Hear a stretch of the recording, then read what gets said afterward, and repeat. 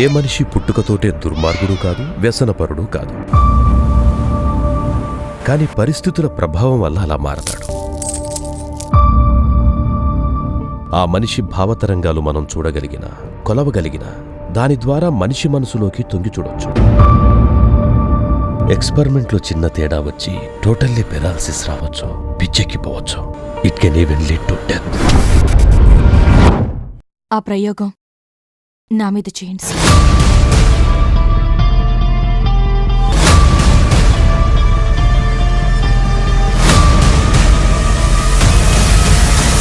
Initiate Stage 2.